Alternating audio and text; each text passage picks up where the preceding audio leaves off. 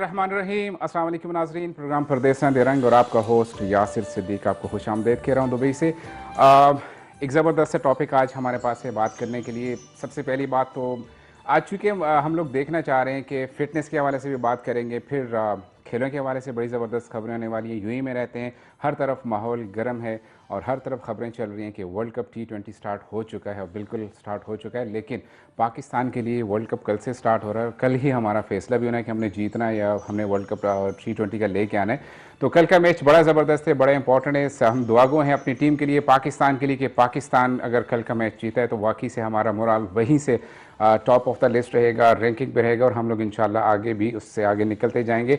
और इस दफ़ा हमारे पास सिर्फ इंडिया का ही चैलेंज नहीं है, न्यूजीलैंड भी है, इंग्लैंड भी है, क्योंकि कुछ थोड़ी सी बातें हमारे दिल में हैं जो कि हमने अपने ग्राउंड्स में और हमारी टीम ने, हमारे लड़कों ने हमारा साथ देना और उन्हें पूरी करनी है। आज के प्रोग्राम में बात करेंगे तो फिटनेस एक्सपर्ट्स हैं हमारे साथ, बड़ी ज़बरदस्त कम्बिनेशन, एक डिफरेंट सा आज प्रोग्राम लेके आ रहा हूँ आपके लिए। उसकी वजह क्या थी कि एक बड़ा टेंस सा माहौल रहता है या जब आप परदेशों में रहते हैं, परदेसां दे रंग आपके लिए लेके आते हैं। आज तक जो प्रोग्राम करते हैं उसमें आपको बताते हैं कि बिज़नेस कैसे किया जाता है, बिज़नेस क्या होते हैं, जॉब्स कैसे करते हैं, जॉब्स की प्रॉब्लम्स क्या होती हैं। लेकिन आज थोड़ा सा जॉब्स के साथ साथ अपनी सेहत को कैसे आप कंट्रोल में रख सकते हैं, सेहत पे कैसे ध्यान दे सकते हैं, उस पर भी बात करना बड़ा ज़रूरी था। और हमारे पास कुछ फीडबैक भी लोगों की आती थी कि कोई ऐसे आप फिटनेस एक्सपर्ट या डॉक्टर्स अपने साथ बिठाएं जो कि यूएई की कंडीशंस को देखते हुए वो ऐसी हमारी रहनुमाई करें, हमारे परदेसी भाइयों की रहनुमाई करें, ताकि उनके काम के साथ साथ उनकी सेहत, जो सबसे ज़्यादा एक फैक्टर समझा जाता है, हेल्थ फैक्टर, और डाउन होती रहती है वक्त के साथ साथ, तो उसमें किस तरह से आप उसको एनर्जी दे सकते हैं, बूस्ट कर सकते हैं। तो उसी हवाले से आज बात करने जा रहा हूँ। बड़े ज़बरदस्त फिटनेस एक्सपर्ट मेरे साथ हैं, बड़े उन्होंने माशाल्लाह से पाकिस्तान के लिए अचीवमेंट्स हैं, उनकी नाम कमाए हैं और पाकिस्तान का नाम बड़ी जगहों पर रोशन भी किया है। मैं आपको उनके अचीवमेंट्स भी वन बाय वन बताऊंगा। मैं अगर बात करूं कि फ़िटनेस क्यों हम लोग आज उसको लेके आए, क्योंकि हमारी जो यूथ है अभी तक जो अवेयरनेस हम लोगों के पाकिस्तान की बात करें, यहाँ पर रहने वाले पाकिस्तानी की बात करें, एक गैप नज़र आ रहा है हमें उस अवेयरनेस में जो कि नहीं दी जा रही है किसी भी प्लेटफॉर्म पर। तो उस पर भी बात करने जा रहे हैं। अपने मेहमानों की तरफ जाऊं तो सबसे पहले मेरे साथ बैठे हुए कैफ चीमा साहब हैं। इनका ताल्लुक पाकिस्तान सियालकोट से और 4 साल से यूएई में है। पावर वेट लिफ्टर हैं और माशाल्लाह से काफ़ी सारी अचीवमेंट्स हैं जो इनकी ज़ुबानी में मैं सुनूंगा। कैफ चीमा साहब, मैं आपको खुश आमदीद कहता हूँ प्रोग्राम में टाइम निकालने के लिए। First of all thank you so much, आपने यहाँ पर बुलाया और मुझे मौका दिया कि आपके प्लेटफॉर्म के ज़रिए मैं अपनी यूथ को गाइड कर सकूं कि मुझे जो डिफ़िकल्टी फेस करने को मिली यहाँ आते हुए, ये सारा कुछ चीज़ है। इंशाल्लाह हम बिल्कुल डेफिनेटली हम इस पे बात करेंगे और ये वो चीज़ें जो कि हमारे हम अपने नाज़रीन को वक्तन फ़वक्तन बताते रहते हैं।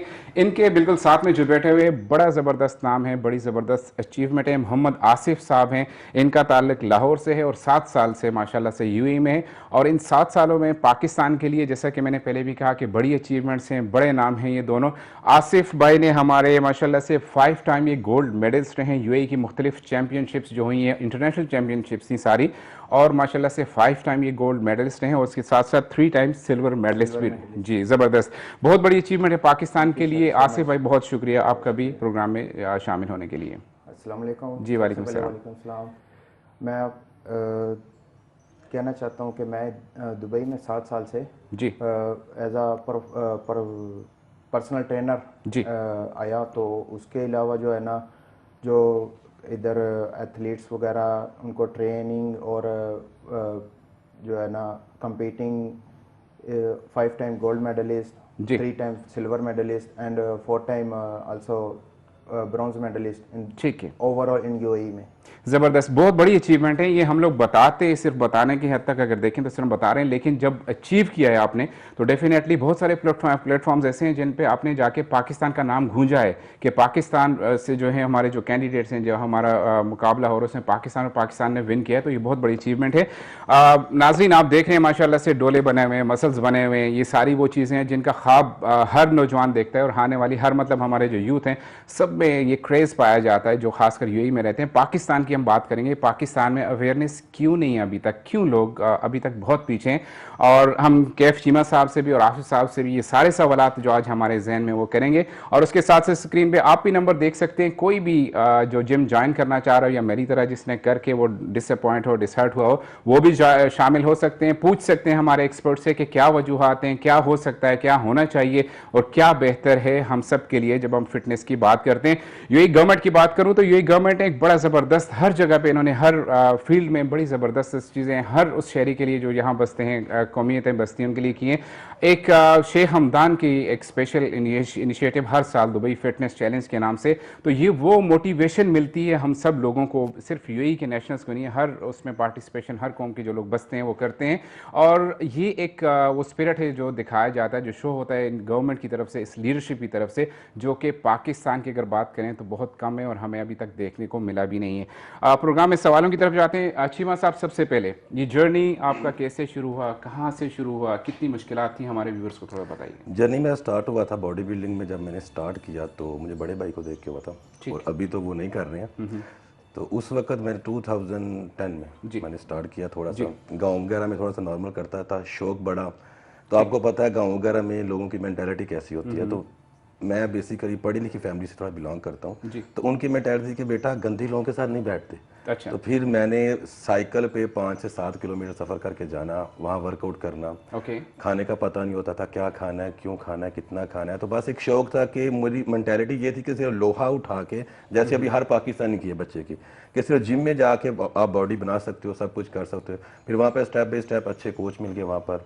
2012 में मैं फर्स्ट सियालकोट का लड़का था जिसने 16.5 साल की एज में अपना जो था चैंपियनशिप विन की थी। माशाल्लाह। उसके बाद फिर हर साल 2-3 कंपटीशन विन करता गया। और ये भी चीज़ नहीं है कि जो बॉडी बिल्डिंग है वेली लोगों का काम है, आप लोग बोलते हैं। जी। मैंने साथ अपनी स्टडी भी कंटिन्यू रखी है, मैं एज ए सिविल इंजीनियर भी हूँ। और साथ में मैं हर साल 2-3 कंपटीशन भी थे वो खेलता था। पावर लिफ्टिंग भी मैंने अपनी की।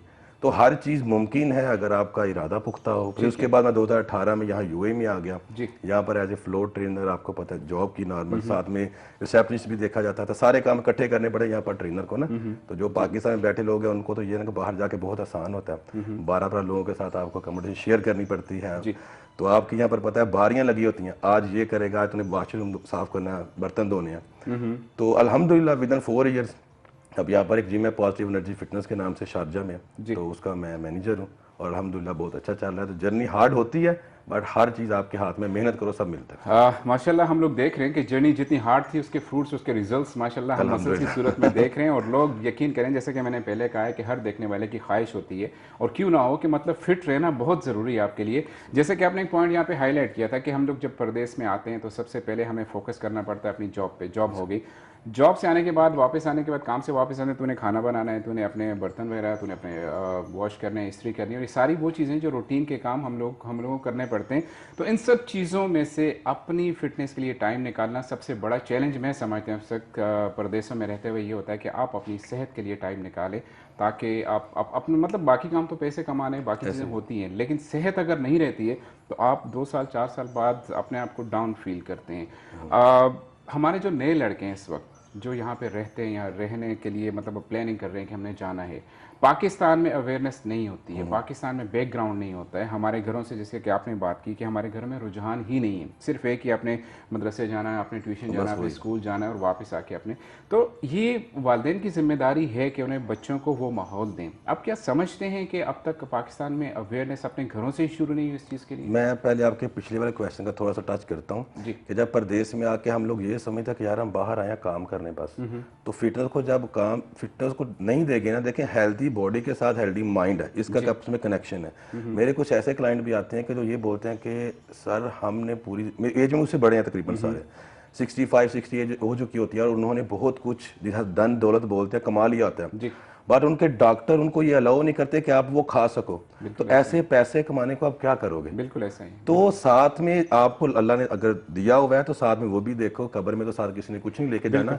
जो आपका नेक्स्ट क्वेश्चन था उसके पाकिस्तान में क्या होना चाहिए, देखिए जब मैंने शुरू किया था 2010 की मैं बात बोल रहा हूँ, तो पूरी फैमिली अगेंस्ट थी कि तुम क्या कर रहे हो। इवन आपको पता है कि जब वहाँ पर हम अंडे लेने जाते हैं ना कि यार 10 एग्स दे दो, तो अगर वो ऐसे देखते हैं कि तुम सारे खाओगे, मतलब इस तरह का जब चिकन लेने जाते हो तुम सब खा लोगे, तो उनकी मेंटालिटी ऐसी है। और आज अल्लाह का शुक्र है कि मेरी फैमिली इस चीज़ पे प्राउड करती है, और उस वक्त मुझे ये था कि जो मैं कर रहा हूँ मैं ठीक कर रहा हूँ। ठीक है। तो स्पोर्ट्स कोई भी चीज़ हो वो बुरी नहीं होती, अल्लाह का शुक्र है कोई किसी किस्म की ऐसी प्रॉब्लम भी नहीं है। जैसे आप बोल रहे हो आजकल के लोगों को देखो, यूथ को डायबिटिक, एंग्जाइटी, माइग्रेन शुरू हुआ अर्ली हुआ एज से है। स्टार्ट हो चुकी तो है वो सारी क्यों हुआ है? सिर्फ इसलिए कि माँ बाप ये कहते हैं कि बेटा तुमने सिर्फ हॉस्टल अपनी कॉलेज जाना है, कॉलेज से वापस जाकर ट्यूशन करो, घर से बाहर निकले तो टांगे तोड़ दूंगा। जी जी ऐसे तो हम अल्टीमेटली अपने बच्चों को खुद बीमार कर रहे हैं। और बहुत से लोग जो हैं, अब हेल्थ देखिए, पहले क्या होता था, जब आई थिंक 10-12 साल पहले जाएं तो 3 कैटेगरी के लोग होते थे। जी एक तो होता था कि वो मोटा हो गया चले, दूसरा होता था पतला, एक तीसरी कैटेगरी आती थी वो जट जिसे हम लोग बोलते हैं, या मेहनत करने वाले, थोड़े से हेल्दी होते थे वो लड़के ना, जान में होते थे। जी अभी क्या है, सिर्फ 2 रह गई हैं, जी या तो बहुत मोटा है कोई, या कोई बहुत पतला पतला है। मेहनत वाला तो लड़का आज तक कोई रहा ही नहीं है। ठीक तो फिर ये लोग कैसे कर सकते हैं इस चीज को? फिर बाद में किसी को बोलना या ब्लेम करना सच्चा कि अपने बेटों को, आप अपनी औलाद को एटलीस्ट 1 घंटा ऐसा दे, किसी भी स्पोर्ट में, जरूरी नहीं जिम में भेजें, वो फुटबॉल खेल सकता है, वो क्रिकेट खेल सकता है।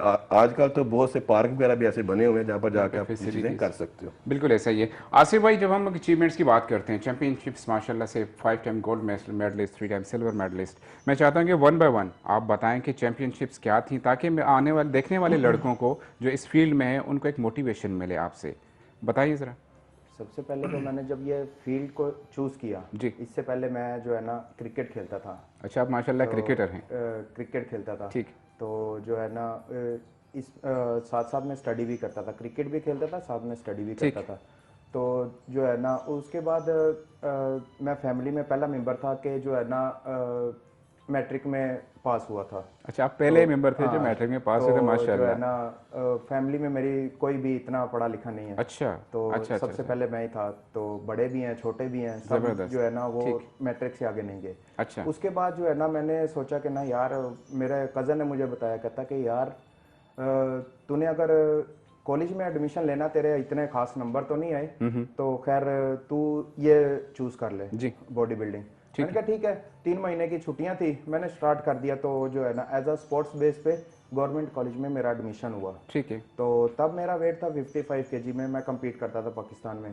तो 2-3 साल जो है ना compete किया। उसके बाद जो है ना वेट आहिस्ता आहिस्ता इंक्रीज किया। उधर भी पाकिस्तान में भी माशाल्लाह से गोल्ड मेडलिस्ट और सिल्वर मेडलिस्ट।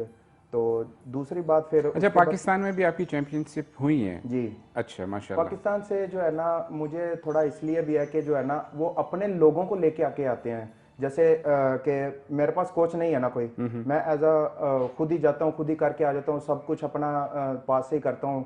ठीक है। दूसरा ये है कि जो है ना अगर आपके पास कोई कोच है, कोच आपको ट्रेन कर रहा है, ठीक है ना, वो बोलेगा कि ये मेरा लड़का ही ऊपर आना चाहिए, ना कि ये अगर मेरी बॉडी अच्छी है तो वो कहेगा नहीं, इसको नीचे कर दो, मुझे ऊपर कर दो। अच्छा, इस फील्ड में भी ये चीज़ें हैं कि पाकिस्तान में आपको पीछे रखा जाता है जब तक आपके पास? तकरीबन मैंने जो है ना लास्ट कंपीट किया था 2014 में। जी। उसके बाद मैं दोबारा कंपीट करने के लिए गया था 2018 में। मतलब मैंने कहा 4 साल चले के देखते gap। हैं। जी। तो फिर सेम सिचुएशन मेरे साथ आई, यानी कि मैं दुबई से कंपीट करने के लिए गया हूँ पाकिस्तान। थोड़ी इज्जत तो मिली है मुझे जी। जो है ना, बाकी फिर वही सिचुएशन के जो मैं किसी यानी कि महकमे की तरफ से नहीं हूँ। ठीक है। तो यानी कि उधर महकमे आ जाते हैं, पंजाब आ बिल्कुल गया, ऐसा ही। पुलिस आ गया, रेलवे आ गया।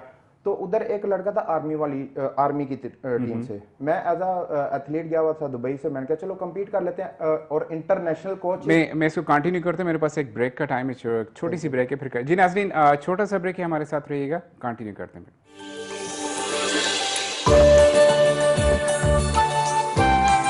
होनी चाहिए और पाकिस्तान अभी तक क्यों पीछे पीछे अभी तक फिटनेस में। मैं आसिफ भाई के साथ था और इनके चैंपियनशिप्स पे बात हो रही थी कि किस किस क्या क्या अचीवमेंट्स थी और पाकिस्तान में क्या हो रहा था। आप कंटिन्यू करें। तो मैं बता रहा था कि जो है ना इसी वजह से मैं पाकिस्तान से थोड़ा डिसार्ड हूँ कि जो है ना टैलेंट को प्रमोट नहीं करते वो। जी। जो सिफारिश वाला है उसको प्रमोट करते हैं, जो टैलेंट है उसको प्रमोट नहीं करते पाकिस्तान में। ठीक। अब मैं इसीलिए यूएई में आया हूँ कि जो है ना इधर टैलेंट की कदर करते हैं आदमी लोग की ना। अच्छा। तो जो है ना मैंने 2-3 दफ़ा सोचा है ऐसा कि जो है ना मैं इंटरनेशनल compete करूँ। तो मुझे जो है ना compete करने के लिए पाकिस्तान से एक लेटर चाहिए होता है अच्छा। कि आप आपको परमिशन देते हैं हम कि आप किसी भी कंट्री में जाके compete कर सकते हो। ठीक है। अगर आपको वो लेटर मिल जाता है तो आप पूरी दुनिया में किसी भी जगह पे जा सकते हो। आप ये ना सोचें कि पाकिस्तान में टैलेंट नहीं है, टैलेंट बहुत बड़ा हुआ है, ठीक है ना। जब तक आप सिफारिश वाले को प्रमोट करते जाएंगे, टैलेंट आपको नहीं दिखेगा उधर पाकिस्तान में, टैलेंट वेस्ट ठीक होता है। रहेगा। तो दूसरा ये है कि जो है ना, मैं बताना चाह रहा था कि मैं 2-3 दफ़ा बाहर जाना चाह रहा था कंपटीशन के लिए, तो मुझे पाकिस्तान से लेटर नहीं मिला, तो इसी वजह से जो है ना मैं compete नहीं कर सका। अभी लेटर क्यों नहीं दिया उन्होंने, क्या वजह थी, क्या वजूहत बताई आपको? मैंने किसी 2-3 फेडरेशन वालों को जो है ना किया है, तो ईमेल की है, मैसेजेस किए हैं, कॉल्स वगैरह किए हैं। ठीक है। उन्होंने क्या है कि ना आप सबसे पहले पाकिस्तान आएंगे, पाकिस्तान में आपकी सिलेक्शन होगी, सिलेक्शन के बाद आपको देखेंगे कि आप जा सकते हैं कि नहीं जा सकते, और अगर आप जा भी सकते हैं तो और आपको बोलेंगे कि आप खुद से पे करेंगे अपनी पॉकेट से, कि आपको टिकट, वीज़ा, हर चीज़, आपको होटल वगैरह हर चीज़ अपने तरफ से ही लेना है। अच्छा, तो अगर अपनी तरफ से लेना तो आप ऐसा करें, फिर हमें आप लेटर क्यों नहीं बना के दे सकते कि हम खुद से जाएं और खुद से compete करके आ जाएं। पाकिस्तान का इनाम लेना है ना उधर भी जी, जाके, जी। तो आप ऐसा कर दें, हमें लेटर पाकिस्तान एम्बेसी या कॉन्सुलेट से रब्ता किया अपनी चीज़ों के लिए कि हमें मुझे ये चीज़ें ज़रूरत है? तारिक परवेज साहब हैं मेरे ख्याल से, ये IFBB के ना, जी। क्योंकि मैं IFBB में compete करता हूँ। दूसरी बहुत सी फेडरेशन है पाकिस्तान में, अभी एक फेडरेशन नहीं है पाकिस्तान में, ठीक है। तकरीबन 5-6 फेडरेशनें होगी हुई हैं। सब लदा जो है ना कैटेगरी की फेडरेशन बनाई हुई हैं जी। कि मेरा आप अगर इस कैटेगरी जो है ना फेडरेशन से खेलोगे तो मैं जो है ना अगला कंपटीशन आपको बैन कर दूंगा, आप अच्छा। अपनी इस फेडरेशन से ही खेलते रहोगे, यानी कि 10 साल इतनी नाइंसाफी हमारे इदारों में अगर अब भी आप है। किसी महकमे में भी चले जाते हो ना, आप दूसरा चाहोगे ना, चूज करना चाहोगे कि यार मुझे रेलवे पसंद नहीं है, मैं वापडा में जाना चाह रहा हूँ, आपको ऐसे बैन कर देंगे कि जो है ना आप नहीं जा सकते, आपने खेलना ही तो खेलना ही हमारी तरफ से है। ठीक है। एक चीज़ जो यहाँ पे मैंने आपकी बातों से जो चीज़ एक नोट की है, एक देखी है दुनिया ने भी, कि पाकिस्तान में टैलेंट ज़ाया किया गया है। जैसे कि हमारी मिसाल जी, मैं बिल्कुल इसको हाईलाइट करूँगा, ओपन कह रहा हूँ कि पाकिस्तान में वाकई में टैलेंट की कदर नहीं। आप क्रिकेट के मैदान देखें, आप हॉकी में देखें, आप फुटबॉल में देखें, पाकिस्तान में टैलेंट की कदर नहीं की जाती। और उसकी ज़िंदा मिसाल हमारे साथ आसिफ भाई बैठे हैं, जिन्होंने डिसहर्ट होकर पाकिस्तान को छोड़ा है, क्योंकि वहाँ पर इनकी बार बार की रिक्वेस्ट के बाद, बार बार पहुँचने के बाद भी इनकी सुनवाई नहीं हुई थी, और मजबूरन इन्होंने फिर पाकिस्तान छोड़ के यूएई का रुख किया। और माशाल्लाह यूएई में रहते हुए 5 टाइम अगर आप गोल्ड मेडलिस्ट रहते हैं और 3 टाइम सिल्वर मेडलिस्ट, हर वो चैंपियनशिप में आप कम्पीट करते हैं पाकिस्तान की तरफ से, पाकिस्तान का नाम लेते हैं, तो मैं समझता हूँ कि बहुत बड़ी ज़्यादती है, ना सिर्फ इनके साथ, हर उस बंदे के साथ जो कि टैलेंटेड है, और सिर्फ इस वजह से उसने पाकिस्तान छोड़ा कि वहाँ पर कोई सुनने वाला नहीं था। मैं गवर्नमेंट ऑफ पाकिस्तान से पुरजोर अपील करता हूँ कि प्लीज़ खुदा आप स्पोर्ट्स मैन हमारे PM साहब, इस चीज़ पे बहुत ज़्यादा फोकस, हर चीज़ पे ज़रूरत है, लेकिन टैलेंट जिस तरह से ये बता रहे हैं अपनी स्टोरीज़, दिल दुखता है इन चीज़ों को देखते हुए, सुनते हुए, कि जब ये कहते हैं कि पाकिस्तान में टैलेंट की कदर में मैंने मजबूरन पाकिस्तान छोड़ा है। आपसे मैं चीमा साहब पूछना चाहूँगा, आपका भी कोई ऐसा एक्सपीरियंस रहा है कि जहाँ पे आप भी डिसहर्ट हुए और पाकिस्तान छोड़ने का? मेरी जो लाइफ एक्सपीरियंस है बड़ी बड़ी है जी। और मेरे ऊपर आई थिंक अभी तक केस भी है, अच्छा। जजेस की तौहीन का। अच्छा। क्योंकि कंपटीशन में इस तरह से नाइंसाफ़ी, मैंने आपको बताया कि मेरा सोशल प्लेटफॉर्म है जी, उसके ऊपर मैं लोगों को हेल्प करता रहता हूँ, लोगों को हकीकत बताता हूँ कि एग्जैक्टली क्या आप चीज़ें कर सकते हो। तो उसमें मैंने फिर सारी पोल्स जो थी वो खोल दी थी। अच्छा। तो उसके बदले में फिर आपको पता है, फिर आगे वाले बंदे अपना दिखाना चाहते हैं। जी। तो मैं तो इधर बैठा हूँ, मैंने कहा जो करना है कर लो, मुश्किल नहीं है। मैंने सच बोला तो सच को कभी प्रॉब्लम नहीं होती, आपको पता है। तो उसके अलावा मेरा कंपटीशन मुझे याद है 2018 में था पंजाब का, जब मैं इधर आया था। जी। तो उसमें ये प्रॉब्लम हुई थी क्योंकि वहाँ पर मुझे स्टेज पे मैं गया खेलने के लिए, स्टेज पे मुझे बैन किया गया, जेल लग चुकी थी। अच्छा। और मैं आप लोगों को एक बताना चाहूँ, अगर आप बॉडी बिल्डिंग करते हैं, अगर नहीं करते तो आपको आइडिया होना चाहिए कि किसी को बैन करने का क्या तरीका होता है थोड़ा सा पाकिस्तान के अंदर, कि आपको 1 मंथ पहले या 3 मंथ पहले नोटिस भेजा जाता है कि आप ये कंपटीशन नहीं खेल सकते, ये वजूहात है, ये रीज़न है, आप इसकी वजह से बैन हो। अच्छा। ये रीज़न होता है। ठीक है। उसके अलावा आप जब नोटिस आपको पहुंच गया तो नहीं खेलते। मेरे साथ क्या हुआ था कि मुझे कोई नोटिस भी नहीं आया, इवन कंपटीशन पे जाके आपको एक दिन पहले वहां पर नाम लिखवाना होता है, वेट कैटेगरी लिखवानी होती है कि मैं इस कैटेगरी में compete करूंगा, ऐसा ही मेरा वो भी हो गया। उसके अलावा आपको एक बैज नंबर मिलता है जी। उस बैज नंबर की बेस पे आपकी नंबरिंग होती है, ठीक है। मुझे वो भी मिल गया। उसके अलावा अगर मैं बैन था तो मुझे पहले कहता है बैन नंबर भी मिलेगा। उसके बाद जब ये देखा कि जिस लड़के के साथ ये compete कर रहा है ये उससे अच्छा है, और स्टेज पे मैं चढ़ गया, मतलब खड़ा हो गया स्टेज पे जाके हो रहा है, मुझे बोला गया कि आप नीचे उतर आए। तो मेरे चेहरे पे एक स्माइल थी, तो मैंने कहा क्यों? कहते आप बैन हो। अच्छा। तो वो बड़ा नाम था हमारे पाकिस्तान बॉडी बिल्डिंग फेडरेशन का। तो मैंने इस चेहरे की तरफ स्माइल करके देखा, मैंने कहा अच्छा ठीक है। कहते आपको पता है मैं क्या बोल रहा हूँ कि आप बैन हो। मैंने कहा ओके सर नो प्रॉब्लम। कहता आप इस कंपटीशन को नहीं खेल सकते, आपकी मेहनत सारी ज़ाया। मैंने कहा sir just keep in your mind, हमेशा विनर वो नहीं होता जो लड़ के जीतता है, विनर वो भी होता है जिसके साथ लड़ने कोई नहीं आता है। तो आपने विदाउट फाइट मुझे विनर करार दे दिया। रही बात आपके मेडल्स की और ट्रॉफीज की और इन चीज़ों की, मैंने कहा ये घरों के अंदर ना जो स्पोर्ट्समैन होते हैं अच्छे, जंग लग जाते हैं, इनको कदर नहीं होती। ऐसा ही। तो ये चीज़ सिंपल सी है कि अगर रही बात इज्जत देने की, तो ये ऑडियंस देख रही है, सब ने देख लिया और आपने मुझे विदाउट फाइट विनर करार दे दिया। तो ये चीज़ें थी, इसकी वजह से मुझे समझ आ गई पाकिस्तान में बॉडी बिल्डिंग है क्या। दैट्स वाई मैंने बॉडी बिल्डिंग को ही छोड़ दिया। अच्छा, अपने बॉडी अभी मैं बॉडी बिल्डर क्रिएट करता हूँ, उनको गाइड करता हूँ, उनको ये कहता हूँ कि यार देखो अपने शौक के लिए आप खेल रहे हो, कभी भी मेडल्स के लिए नहीं खेलना, क्योंकि मेडल्स आपको तब तक नहीं मिलेंगे जब तक आप उनके अंडर जाके नहीं करोगे। ठीक है। बिल्कुल, ये वो चीज़ें हम लोग हकीकत बिल्कुल बता रहे हैं अपने देखने वालों को। माशाल्लाह से बहुत सारे फॉलोअर्स हैं आपके, बहुत सारे शागिर्द हैं, मैं डेफिनेटली कहूँगा, और उनके तो माशाल्लाह से वर्ल्ड चैम्पियनशिप्स वो खेल रहे हैं, खेलते आ रहे हैं माशाल्लाह से। तो मैं बताना चाह रहा हूँ कि किस तरह से ये सारी चीज़ें, मतलब क्यों नाइंसाफ़ी पाकिस्तान में हुई, आपके साथ तो टैलेंट ज़ाया हुआ है। अब कुछ चीज़ें ऐसी जिन पे कंट्रोल नहीं है, लेकिन होना चाहिए। गवर्नमेंट को, हर उस वजीर को जो कि स्पोर्ट्स से रिलेटेड, उस पर तवज्जो देने की ज़रूरत है। अब यूएई की बात करता हूँ, जनरली जो लोगों के सबसे बड़े बड़े प्रॉब्लम्स रहते हैं उन पे डिस्कस करते हैं कि मतलब हर बंदे को शौक है वो फिट रहे, स्लिम रहे और अपने मतलब एक्टिव रहना ज़रूरी है। बॉडी बिल्डिंग ना भी हो, मसल्स ना बने हो, लेकिन आप फिट रहें हर चीज़ के लिए। तो क्या ज़रूरी, आप समझते हैं कि फ़िटनेस के हवाले से यहाँ की लाइफ थोड़ी सी चैलेंजिंग है, मुश्किल है? मैं समझता हूँ कि यहाँ की लाइफ बिल्कुल मुश्किल वाली नहीं है। नहीं है। अगर आप अंडरस्टैंड करो ना, तो हम एक लाइफ जी रहे हैं सेम लाइक यूरोपियन वाली लाइफ। जी। आपके पास 24 आवर्स हैं, इसमें से 10 घंटे और 12 घंटे, बहुत सी लोग कहते हैं 12 घंटे की ड्यूटी है, बाकी 12 घंटे आपके पास है। कुछ लोगों की 14 आवर्स भी है, फिर भी आपके पास 10 आवर्स बच जाते हैं। तो उसमें आप चीज़ों को ईजीली 8 घंटे 7 घंटे की आपकी नींद है, बाकी 3 से 4 घंटे हैं, आप वो कहाँ गुजारोगे, वो आपके ऊपर है। उसके ऊपर किसी ने बंदिश तो नहीं आपको लगा दी हुई। तो उस चीज़ को हम इजीली अंडरस्टैंड करें, क्योंकि हमारे पास ना तो किसी चाचे ने मिलने आना है, ना फूफी ने मिलने आना है कि मुझसे कोई मिलने आ गया था, मैं उसके साथ चला गया था, मामा ने उधर भेज दिया था। ये सारे एक्सक्यूजेस हमारी अपनी कंट्रीज में होते हैं। यहाँ पर ऐसा कुछ नहीं होता, फिर भी हम जानबूझ के ये कहते हैं कि मैं काम पे थक गया था, ये एक एक्सक्यूज होता है हमारे पास। ऐसा कुछ नहीं होता। और नेक्स्ट चीज, फिटनेस की आप बात कर रहे हैं, हम लोगों को ये नहीं पता कि किसी को बोला जाए कि यार जिम जाया करो, वो बोलते यार मुझे क्या जरूरत है जिम जाने की। जी। फिटनेस का मतलब मैं आप लोगों को आज बताता हूँ कि फिटनेस का मतलब ये नहीं है कि आपके बड़े बड़े मसल होने चाहिए। जी। कभी भी किसी जिम के ऊपर आप ये नहीं देखोगे लिखा हुआ बॉडी बिल्डिंग जिम, वहां लिखा होता है फिटनेस सेंटर। जी। फिटनेस का मतलब यह है कि हर वो काम जो कि आप किसी की हेल्प के बगैर कर रहे हो और आप एक्सटर्नली इंटरनली फिट हो, आपको जिंदा रहने के लिए, सर्वाइव करने के लिए किसी भी किस्म की मेडिसिन की जरूरत नहीं है। जी। इट्स मीन आप फिट हो। ठीक है। बहुत सिंपल सी बात है फिटनेस को अंडरस्टैंड करना। मसल बिल्डिंग ये सारी चीजें बाद की हो जाती हैं। ठीक है। आसिफ भाई, एक चीज़ जो मतलब जो बिगिनर्स होते हैं, जो कि जिम में दाखिला लेने जाते हैं, देखते हैं बड़े बड़े माशाल्लाह से बॉडी बिल्डर्स खड़े हैं, बड़े बड़े मसल्स बने हैं, डिसअपॉइंटमेंट को वहाँ से होती है यार कि मैंने वेट लूज़ करना है, इतनी सारी मुश्किलात हैं। तो मैं चाह रहा हूँ कि आप बिगिनर्स के लिए वो टिप्स बताएं जो कि उनको मोटिवेट करें और उनका वो जो सफ़र है वेट लॉस में या बॉडी बिल्डिंग में जो भी है वो कंटिन्यू रहे। सबसे पहले तो बिगनर्स के लिए बताना चाहूँगा कि जो है ना, आप अपनी सबसे पहले एज का देखें। जी। ठीक है ना। बिगनर्स को स्टार्ट करना चाहिए मैक्सिमम 18 ईयर ओल्ड के बाद। ठीक है।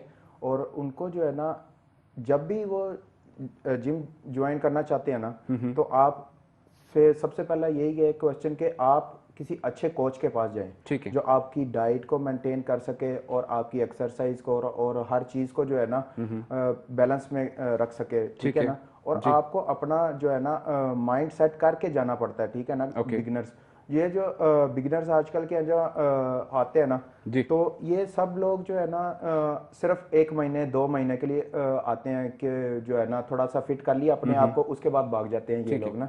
तो इनको मोटिवेट करने के लिए जो है ना दूसरे लोग को ही करवाना पड़ता है कि जो है ना आप इसको देखो, तो जो है ना ये मोटिवेट होगा। अगर आप किसी को मोटिवेट ही नहीं करोगे, वो खुद आगे करके चला जाएगा, तो वो आप 1 महीना से 2 महीने ही करेगा। ठीक है ना। उसके बाद जब आप किसी को हायर करते हो ना, तो वो आपकी डाइट को भी मेंटेन करता है। ठीक है ना। क्या खाना है पूरे दिन में, कितनी कैलोरीज लेनी है, कितनी फैट लेनी है, कितने कार्ब्स लेने हैं, कितनी प्रोटीन लेनी है। क्योंकि अगर आपका फर्ज आप हैवी वेट पे, यानी कि आपने अपना वेट लॉस करना है, ठीक है ना, आपको प्रोटीन ज्यादा करनी पड़ती है, जो है ना कार्ब्स थोड़ा लेना पड़ती है, ठीक है ना। और जो वेट गेन करना चाह रहे हैं ना, उनके लिए ये है कि आप अपने कार्ब्स को हाई करो, ठीक है ना। ठीक है। जैसे वाइट ओट्स हो गए, उसमें जी जी वाइट राइस हो गए, स्वीट पोटैटो है, सबसे बेस्ट चीज, इससे बड़ी कोई चीज नहीं है, जिसे हम पाकिस्तान में शकरकंदी कहते हैं। जी जी। इससे बड़ी चीज कोई नहीं है गेनिंग के लिए। अच्छा। दलिया है, ठीक है ना। ठीक है। दूसरी चीजों पे, डिस्पोजेबल चीजों पे बाद में जाएं आप, ठीक है ना। अगर आपका कोच आपको कह रहा है कि यार फूड सप्लीमेंट ले लो, पाकिस्तान में मुझे नहीं पता है कि ये ओरिजिनल मिल रहा है नहीं मिल रहा है, सही बात ठीक है ना जी। क्योंकि इधर तो लेबोरेटरी से टेस्ट शुदा मिलती है हर चीज आपको, ठीक है ना, कंट्रोल्ड है हर चीज। तो ये है कि जो है ना 2-3 महीने करने के बाद कोचेस बोलते हैं कि जी फलानी चीज ले लो जी। तो अगर दूसरा बंदा अफोर्ड नहीं कर सकता है, अगर वो स्टूडेंट है, ठीक है, अगर वो चलो फर्ज करें काम भी कर रहा है कोई, ठीक है ना, 10-12 हजार, पाकिस्तान के आप हालात देख ही रहे हैं, ठीक है ना, जी। काम है ही नहीं है पाकिस्तान में। अगर वो घर जाएगा, घर वालों को जाके कहेगा मैंने जी फूड सप्लीमेंट लेना है जी, उसके घर वाले उसको अगले दिन ही बैठा देंगे घर। बिल्कुल तू किस कामों में लग गया, ठीक तो है, बाकी तो जरूरत वो की फिर चीजें नहीं दूसरे पूरी हो फिर रही वो हैं, क्या तो करेगा, जी। फिर सस्ती जगह पे जाने की, वो फिर जाएगा नशे पानी की तरफ जाएगा, ठीक है ना। अगर आप इसको इस साइड से हटा दोगे ना कि फूड सप्लीमेंट नहीं लेना है, डाइट नहीं खानी है, अंडे खा रहे हो 10-10 खा रहे हो, 12 खा रहे हो, चिकन खा रहे हो, कीमा खा रहे हो, ये चीजों से हटा के फिर वो क्या करेगा कि मेरे घर वालों ने तो मुझे नहीं बोला ये चीजें यूज करने को, ठीक है ना, तो फिर वो क्या करता है कि वो दूसरा रास्ता चूज कर लेते हैं, ठीक है ना, गलत गैदरिंग में बैठता है। बिल्कुल। आपने एक बात की थी कि ट्रेनर्स ज़रूरी हैं, ट्रेनिंग में जब आप जाते हैं, तो मैं चीमा साहब आपसे पूछना चाह रहा हूँ कि ट्रेनर, देखिए जब नया लड़का कोई जिम जाता है उसे कैसे पता, उसे बता दीजिए तुम्हारा ट्रेनर है, और वो ट्रेनर बताता है ये एक्सरसाइज करो, ये करो, ये 3 सेट 4 सेट, बात खत्म होगी। आपको कैसे पता चलेगा कि यार ये ट्रेनर जो मुझे दिया गया है ये मेरी फिजिक के हिसाब से या मेरी बॉडी रिक्वायरमेंट के हिसाब से मेरे लिए सूट भी करता है या नहीं? कैसे जज करेंगे ये सारी चीज़ें? सर सब बहुत ईजी है किसी भी ट्रेनर को जज करना मेरी नज़र में। ठीक है। फर्स्ट पॉइंट जो मैं देखता हूँ और अपने वक्त में लोगों को मैं ये कहता हूँ कि ये देखो क्या जो ट्रेनर जो सिंसियर बंदा होगा ना, सिंसियर ट्रेनर भी वही बनता है। ठीक है। तो ये देखे कि वो हर किसी को रिस्पेक्ट किस तरह से दे रहा है। सबसे पहले अगर तो आप उसके पास एज ए गरीब जा रहे हो, चप्पली पहनी है, तो आपको वो डिसरिस्पेक्ट कर रहा है जी। कोई बंदा गाड़ी पे आता है उसको रिस्पेक्ट कर रहा है, तो इसका मतलब है कि उसको किसी चीज की लालच है, क्योंकि रिस्पेक्ट ऐसी है कि इसमें आपको कुछ नहीं जाता। जी बिल्कुल ऐसे ही। दूसरी चीज ये है कि आप सिंपली से पूछते हैं कि यार, वो आपको बोलता है यार अंडे खाओ, आप उसे बोलो यार सर अंडे मुझे क्यों बोल रहे हैं आप कि मैं अंडे खाऊं? आपको बोलेगा इसमें प्रोटीन होता है भाई जी। इतना तो बोल सकता है वो। जी। अच्छा सर जी प्रोटीन क्या करता है बॉडी में? वो बोलेगा प्रोटीन जाके मसल बनाता है। सर आप बता सकते हैं वो कैसे मसल बनाता है? ठीक है। तो ये 2-3 क्वेश्चन आप क्रॉस क्वेश्चन करोगे तो आपको वो बता देगा। आपको बोल रहा है कि आलू खा लो या कुछ खा लो, आप उससे पूछ सकते हैं राइस क्यों सर मुझे बोल रहे हैं, और अगर आपने एक प्लेट बोलिया तो एक प्लेट क्यों बोल लिया? ऐसा ही है। ये बहुत बेसिक क्वेश्चन है कि अगर आप गूगल करोगे कुछ कैलकुलेशन करोगे ना आपको आइडिया हो जाएगा। और बहुत सारे यहाँ पर एक टिप्स मैं छोटी सी देना चाहता हूँ आप लोगों को कि अगर आप लोग फैट लॉस करना है अपना या वेट गेन करना है या जितना है उतना ही रखना है अपने आप को, तो इसमें कुछ फार्मूले आप कर सकते हो जो भी आपका बॉडी वेट है। फॉर एग्जांपल मेरा अभी बॉडी वेट 100 है, मैं चाहता हूँ इसी को मैं इसी में मेंटेन रखूँ, और मुझे किस तरह से अपनी कैलोरी जो है देखनी है, क्योंकि कैलोरी की गेम है सारी। तो मैं क्या करूँगा अपने बॉडी वेट को इसको कन्वर्ट करूँगा LBS में और उसको मल्टीप्लाई कर दूंगा मैं 15 या 16 के साथ। तो जो रेशो मेरे पास आएगी वो होगी मेरी मेंटेनेंस कैलोरी।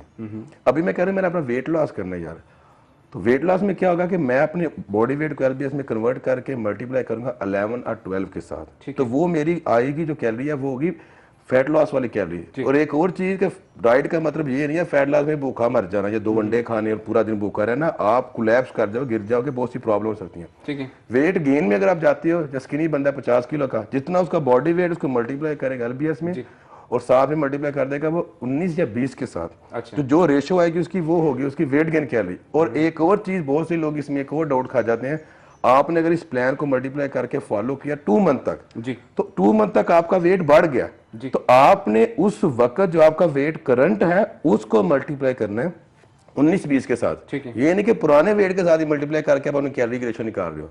तो बहुत इजी है। ये फार्मूले आप ऐसे बता रहे हैं जैसे हमारी मैथ की क्लास है, और मेरे ख्याल में लोग इतना ज्यादा उसमें डीप जाके कोई भी इतनी बॉडी बिल्डिंग जो है बहुत एडवांस हो चुकी है। बिल्कुल ऐसा ही है, और यहाँ से निकलना चाहिए हम लोगों को। बिल्कुल। एक जरूरी सवाल जो मैं समझता हूँ कि यूट्यूब, गूगल और बाकी सोशल मीडिया के इतने ज्यादा प्लेटफॉर्म्स पे भरी पड़ी है वीडियोस, कैसे पता चलेगा यार कि वीडियो मेरी बॉडी के लिए ठीक है? यानी हम लोग देखते हैं वीडियोस, जाके इंप्लीमेंट करते हैं अपने वर्कआउट में जाके वो सारी चीजें, लेकिन हालांकि हकीकत उसके बरक्स होती है। वीडियोस के बारे में क्या कहना चाहेंगे आप? देखिए जो अगर बात करूं मैं जिम वर्कआउट्स के बारे में वीडियो को लेकर बात करूं तो एक बात ज़हन में रखें कि बेसिक को जिस बंदे ने हटा दिया, बेस लाइन हटा दी तो सब खत्म हो गया। हम लोग क्या करते हैं, मोस्ट यूट्यूब पे वीडियो होती हैं व्यूज के लिए, लाइक उल्टे सीधे जंप करके, उल्टे सीधे एब्स के वर्कआउट करके, अपने शोल्डर के वर्कआउट करके।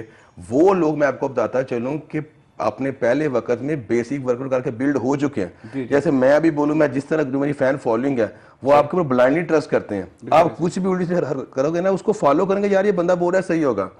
तो देखें सिंपली कि बेस कभी आप तोड़ें। जैसे बेंच प्रेस ऐसा चेस्ट बनानी है तो आपकी हमेशा जो चेस्ट बनेगी वो बनेगी नेगेटिव रेपिटेशन में। जब आपके चेस्ट पे लोड पड़ेगा, वॉल्यूम पड़ेगा, तब मसल टूटेंगे। ठीक है। अब आप केबल के साथ ऐसे कर रहे हैं, वो तो वॉल्यूम ही नहीं पड़ रहा, वो तो आप एडवांस लेवल पे जा रहे हैं। वो तब होते हैं जैसे बोला जाता है कि आपने एक बिल्डिंग बना ली है, अब इसमें आपने पेंट करना है या डेकोरेशन करनी है। ठीक है। बने बगैर तो नहीं कर सकते। बनने के लिए बेसिक चीजों को आपने नहीं छोड़ना। तो हर बंदा अपना मोटिव यहाँ पर देता है कि मैं ये करता, मैं वो किया, बेसिक ना छोड़ें आप। ठीक है। आसिफ भाई, डाइट को बड़ा ज़रूरी समझा जाता है अपने वर्कआउट या वेट लॉस जर्नी में। जो भी आप मतलब जिम में जाते हैं, सबसे पहली बात होती है कि अपना डाइट। थोड़ा सा मैं चाह रहा हूँ कि डाइट है क्या चीज़, डाइट क्यों ज़रूरी है, क्या होना चाहिए, उसके बारे में हमारे व्यूअर्स को बताइए। जी जी, सबसे पहले तो ये जो है ना, जो वेट गेन करना चाह रहे हैं उनके लिए, ठीक है ना, उनके लिए आपको जो है ना हाई कार्ब्स लेने पड़ते हैं, हाई कैलोरीज, हाई कार्ब। और इनकी बॉडी वेट से मेंटेन करता है कि आपको कितनी कैलोरीज और कितने कार्ब्स लेने चाहिए। ठीक है। अगर आप कंज्यूम कर रहे हैं 2000 कैलोरीज और आपकी बॉडी नहीं एक्सेप्ट कर रही, आपकी बॉडी गेन नहीं कर रही है, तो आप अपना डाइट प्लान को चेंज करके देख लो। ठीक है। उसमें 1500 पे आके देखो, आपकी बॉडी रिस्पांस देना शुरू कर देगी। ठीक है। ठीक। और ऐसे ही सेम फैट लॉस के लिए भी है। ठीक है। वो हाई कार्ब्स ले रहे हैं, कैलोरीज भी सेम ले रहे हैं, वही फॉलो कर रहे हैं डाइट जो वेट गेन करने वाले को दे रहे हैं। ठीक है ना, दोनों सेम प्लान यूज कर रहे हैं। अगर मैं कहता हूं कि आप वेट लॉस करना चाह रहे हैं, मुझे किसी ने ऑनलाइन पे हायर किया, ठीक है ना, मुझे क्या पता आपने जो है ना, आपका मैंने आपको देखा नहीं है, आपका मुझे नहीं पता कि आपका बॉडी स्ट्रक्चर क्या है। ठीक है। मैं आपको डाइट प्लान बता दूंगा, आपको नहीं सूट करेगा, आप कहोगे यार ये कोच अच्छा ही नहीं है। बिल्कुल ऐसा ही। ऐसा कोच जब तक मैं आपको देखूंगा नहीं ना, तब तक मुझे पता नहीं चलेगा कि आपका वेट गेन कैसे करना है, वेट को लॉस कैसे करना है। ठीक है ना। ठीक है।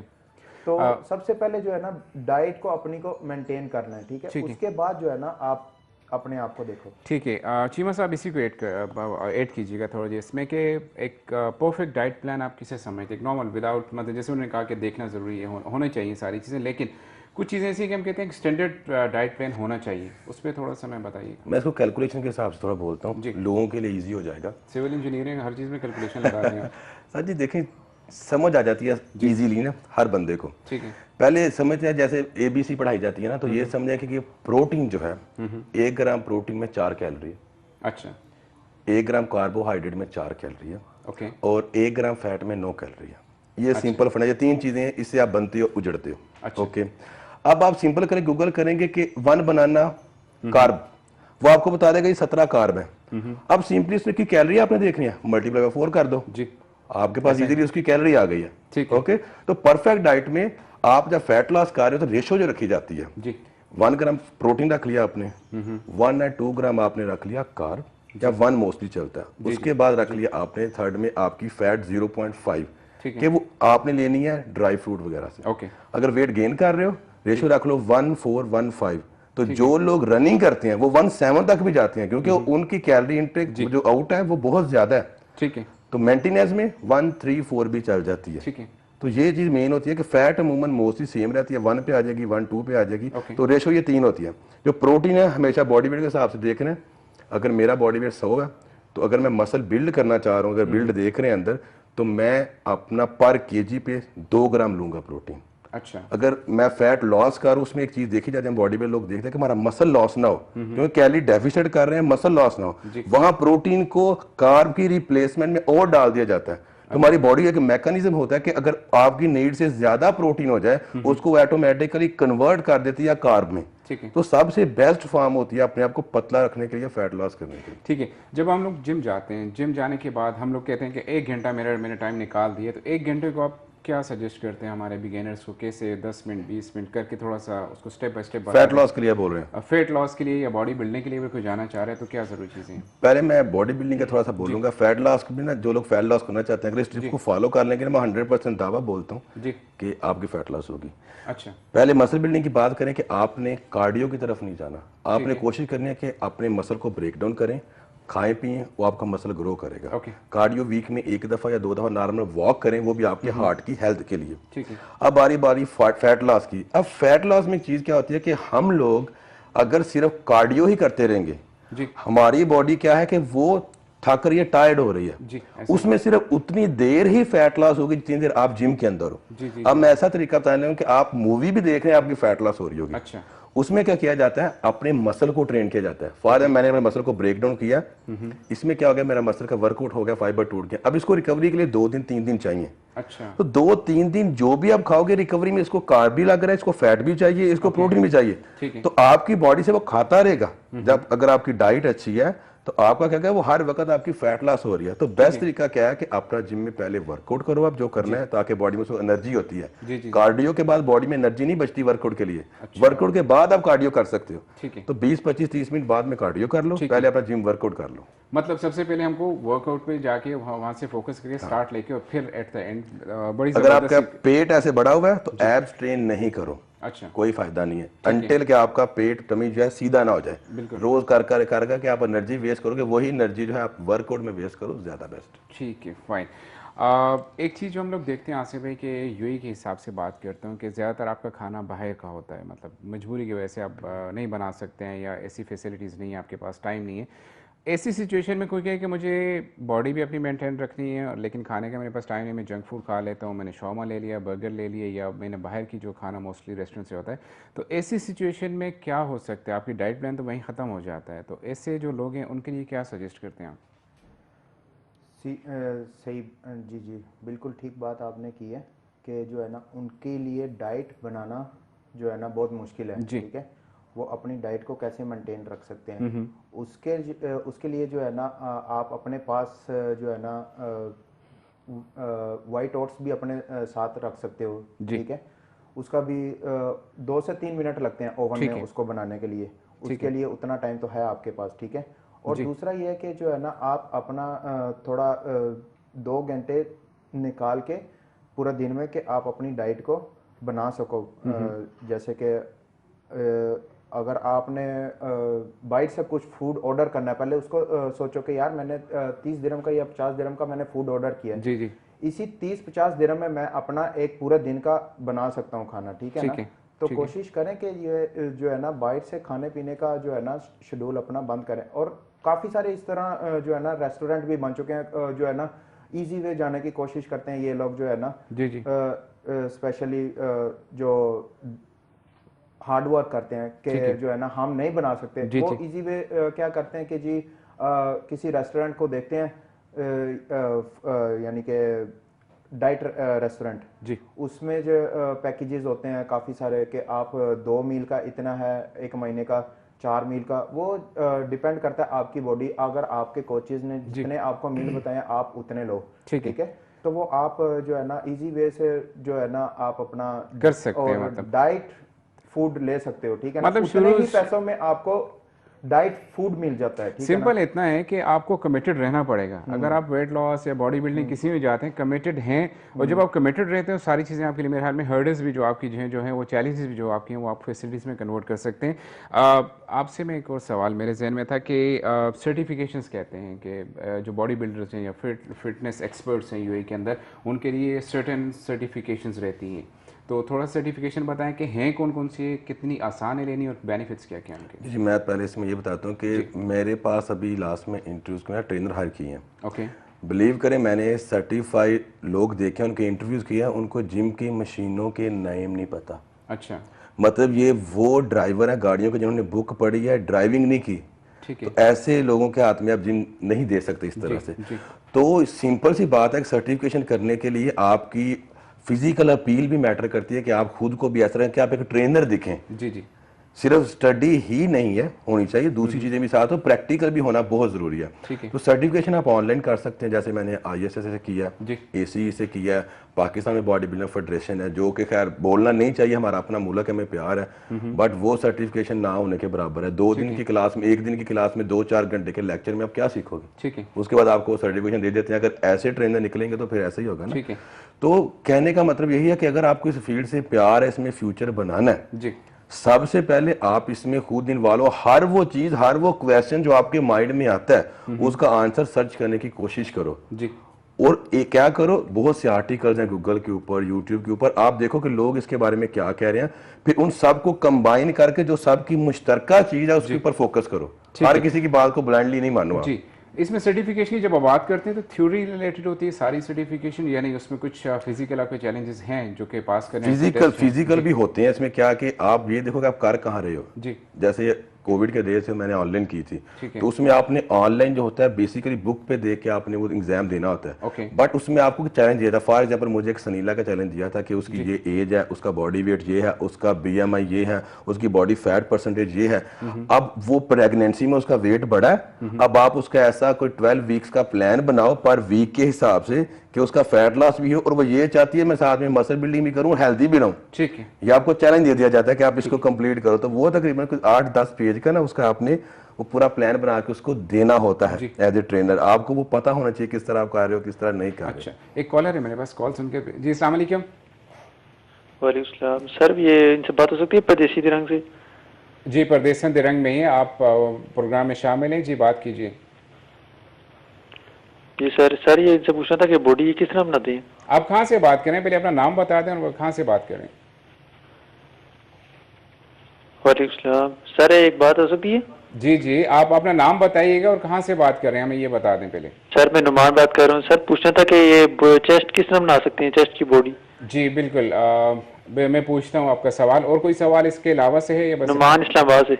जी, नुमान इस्लामाबाद से बात करें। ठीक है, बहुत शुक्रिया जी। मैं पूछता हूँ अपने एक्सपर्ट से। जी सर, बताइए। सर देखें, चेस्ट की जब बात की जाती है ना, तो चेस्ट और दूसरे मोस्टली मसल इसको बोलते हैं नेगेटिव रेपुटेशन में बनते हैं। हमारी चेस्ट एक बड़ा मसल अब negative reputation, negative reputation it's mean ये हमारा नेगेटिव है। अच्छा। इसमें जितना आप स्लो जाओगे तो आप अपनी चेस्ट के हर फाइबर टिश्यू को अपनी मर्जी से हिट कर पाओगे। अब आप ऐसे ऐसे कर रहे हो, आप तो अपने जॉइंट्स को बचा रहे हो। अच्छा। चेस्ट को हिट तो नहीं कर रहे। इसमें बेसिक अगर आपने चेस्ट का साइज बड़ा करना है, मैं कुछ वर्कआउट बताता हूँ। अपनी अपर चेस्ट को लोग भूल जाते हैं। जी जी। इसके लिए आप डिक्लाइन बेंच प्रेस यूज करो और हैवी लिफ्ट करो, रेपिटेशन रखो। अगर चेस्ट का साइज नहीं बढ़ा, जी जी। 8 to 10 या 6 to 10 के बीच में रेपिटेशन करो, और कोशिश करो कि आपसे अगर अपनी हिम्मत के मुताबिक 8 रेप्स लग रहे हैं जी, या आपसे 6 लग रहे हैं, तो किसी की हेल्प से आपको दूसरे 4 जो है वो कंप्लीट करने पड़े। और रेपिटेशन बहुत स्लो होनी चाहिए। नेगेटिव भी स्लो जाना है, आपने ऊपर भी स्लो आना है। 3 वर्कआउट कर लोगे आप इस तरह से। डिक्लाइन बेंच पे डंबल करने हैं आपने, फ्लाई प्रेस डंबल, और साथ में फ्लैट बार वाला जो डंबल होता है वो आपने करना है, और साथ में आप दूसरा जो करेंगे बेंच प्रेस। ये 4 वर्कआउट ऐसे हैं जो आप करेंगे, आपकी चेस्ट 100% ग्रो होगी। ठीक है, मतलब मुख्तसर से अपने 4 चीजें बता दी और चेस्ट आप बना बेसिक आप जब छोड़ोगे, जब आप फैंसी चाहोगे ना, क्रॉस केबल फैंसी कर ले, या आपने एक हाथ से डंबल लगा रहे हैं इस तरह से, क्रॉस केबल इस तरह से कर रहे हैं, तो वो देखिए हमारे वक्त में तो क्रॉस केबल जिम में थी नहीं। जब हम पावर लिफ्टिंग करते थे, सिर्फ बेंच लगाया हमने, बेंच से चेस्ट बनाई है। जब हम लोग जिम में जाते हैं तब तो बड़ी मुश्किल एक्सरसाइजें बताते हैं। यहाँ आप कह रहे हैं 4 एक्सरसाइज करें आपकी बॉडी बन जाएगी, चेस्ट बन जाएगी। चेस्ट बनाना कौन सा मुश्किल है? मैं सिर्फ, आप पावर लिफ्टर्स को देखें, ठीक है। आप पावर लिफ्टिंग में चेस्ट का साइज बहुत बड़ा होता है। मेरा यूट्यूब करके आप गूगल करके देख सकते ठीक हैं। है। तो उसमें क्या है सर, सिंपल सी बात है कि चेस्ट का मसल नेगेटिव में बनता है। ठीक है। तो आप जब बेंच प्रेस लगाते हो, आपकी पूरी चेस्ट यहाँ पर इन्वॉल्व हो रही है, आपका शोल्डर इन्वॉल्व हो रहा है इसके अंदर। ठीक है, जबरदस्त। एक छोटे से ब्रेक का टाइम है। जी नाज़रीन, एक छोटा सा ब्रेक है, हमारे साथ जुड़े रहिएगा। वेलकम बैक करते हैं आपको प्रोग्राम में। आसिफ भाई, एक सवाल जो पाकिस्तान के लोगों से मैं रिलेट करना चाहता हूँ कि यहाँ पे तो हर तरह की सहूलतें हमारे पास हैं। पाकिस्तान में अब भी सहूलियात नहीं है, लेकिन एक बंदा जो गरीब गिराने से तल्लक रखता है, उसका शौक़, इसकी ख्वाहिश है, वो देखता है लोगों को, उसकी ख्वाहिश है कि मैं भी ऐसा बनूँ, मेरे साथ ये होना चाहिए, लेकिन फैसिलिटीज़ नहीं है। तो क्या उसका जिम ख़त्म हो गया, उसकी शौक़ ख़त्म हो जाते हैं या उस नहीं? जी बिल्कुल नहीं, वो शौक अपना कंटिन्यू कर सकते हैं जी। विदाउट जिम के भी। ये शौक को कंटिन्यू किया जा सकता है। ठीक जैसे है। कि आपको चेस्ट का ट्रेनिंग करनी है, ठीक है ना, उसके 2 से 3 एंगल के साथ आप चेस्ट को ट्रेन कर सकते हो। यानी कि पुशअप्स लगा सकते हो, इंक्लाइंट पुशअप्स भी लग सकते हैं, आप अपनी लेग्स को ऊपर कर लें, ठीक है, यानी कि आपके घर में सोफा भी होगा या चेयर है, ठीक है, आप उसके ऊपर अपनी लेग्स को रखें, ठीक है, हाथ अपने नीचे रखें, आपका अपर भी ट्रेन हो जाएगा, और आप जो है ना लोअर को ट्रेन करना चाह रहे हैं, ठीक है, आप थोड़ा हाई पे अपना हाथ रख लें, ठीक है, चेयर पे, और टांगे आपकी नीचे होंगी, तो आप अपने लोअर को भी जो है ना डोमिनेट कर सकते हो, ठीक है। जैसे कि अब बैक का वर्कआउट है, बैक का भी ऐसे ही है कि आपके घर में कुछ ऐसी चीज़ है जिसके ऊपर आप लटक सकते हो, उसे आप चिनअप्स कर सकते हो, वन हैंड से कर सकते हो, टू हैंड से कर सकते हो, फ्रंट भी कर सकते हो, बैक भी कर सकते हो। तो शोल्डर का भी ऐसे ही है वर्कआउट, शोल्डर भी इसमें इन्वॉल्व आ जाता है, ठीक है। जब आप चिनअप करते हो उसमें पूरी बॉडी आपकी इन्वॉल्व हो जाती है, ठीक है। और लेग्स का जो है ना उसमें भी आपका आप स्क्वाट्स लगा सकते हो, यानी कि जो है ना अगर आपने घर में अपने लेग्स को बड़ा करना है तो आप जो है ना डेली का यानी कि स्टार्ट करें 30 रेपिटेशन अपने किए हैं, ठीक है ना, आहिस्ता आहिस्ता 200 तक जा सकते हो, और आपका एक महीने में लेग्स देखो कैसे जाएगा, बिल्ड होगा। मतलब ये एक्सक्यूज़ नहीं कि आपके पास जिम या ट्रेनर या फैसिलिटीज़ नहीं है तो आपने ख़त्म कर दिया। जो चीज़ें आपने बता दी हैं बड़ी मुफीद मालूमात हैं। एक और चीज़ चीमा साहब देखते हैं कि मर्द तो कहीं ना कहीं उनकी एडजस्टमेंट हो जाती है, चाहे वो यहाँ रहते हैं पाकिस्तान में, कहीं ना कहीं वो अपने आप को, हमारी औरतों के लिए वो देख रहे हैं कि एक माशाल्लाह से ये जो जिस तरह बिल्ट हो रही हैं सारी चीज़ें आगे जा रही हैं, तो औरतों के लिए तो सहूलियात ना होने के बराबर हैं। तो ऐसी सिचुएशन में आप क्या मशवरा देते हैं? सर देखें, कभी आपने देखा है कि वो मिडिल क्लास फैमिली की औरत जो घर का काम करती है कभी मोटी हुई हो? मोस्टली नहीं होती है। उसकी वजह क्या है, वो काम करती है।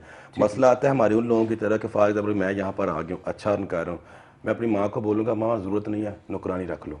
जब मैं नौकरानी रख ली तो मैंने अल्टीमेटली अपनी माँ का फ़ायदा नहीं किया, नुकसान किया। अच्छा, क्यों? उसकी बॉडी यूज टू है काम करने के लिए। मैं मोस्टली लोगों को बोलता हूँ कि देखो अपने हाथ की बनावट को आप देखोगे ना, तो ये सिर्फ मोबाइल यूज़ करने के लिए नहीं है, जी जी, ये क्लम्बिंग के लिए भी है, दरख्तों के लिए चढ़ने के लिए भी। हम सिर्फ सोच ना हो तो हम जानवर हैं, हम इसलिए हैं कि अपनी मेहनत करके अपना खाना खाएं।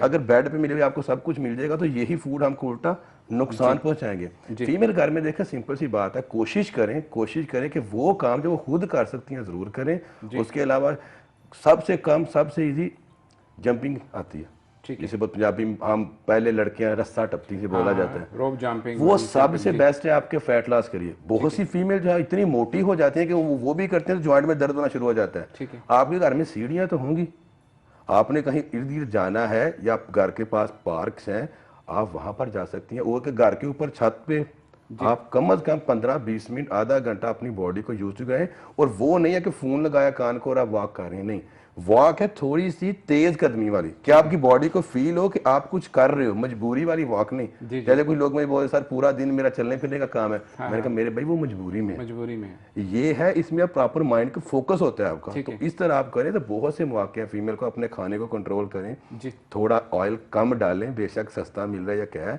ऑयल से आपकी लाइफ नहीं है। आज से 50 साल 60 साल पीछे जाओ, जब ऑयल्स कंपनी नहीं थी तो अल्लाह की ज़ात ने हर फूड के अंदर भी, चिकन को आप देखेंगे तो उसके अंदर भी फैट परसेंटेज है, उसके विंग्स में ज़्यादा फैट है, चेस्ट में कम है, जो लेग्स है उसके अंदर थोड़ी सी मिड में फैट आ जाती है। तो हर वो चीज़ अल्लाह की ज़ात ने बनाई है जो हमारी बॉडी को चाहिए, उसमें एक्स्ट्रा ऑयल डाल देना अपनी मर्जी से, तो नेचर को डी नेचर जब भी ह्यूमन ने किया इसने नुकसान अपनी सेहत के साथ जुल्म किया है। प्रोटीन्स की बात करते हैं। प्रोटीन्स मतलब फूड सप्लीमेंट्स। हम देखते हैं कि जिम में जब जाते हैं लड़कों ने बॉटल्स रखी होती हैं बड़ी बड़ी और उसको बनाते पीते हैं।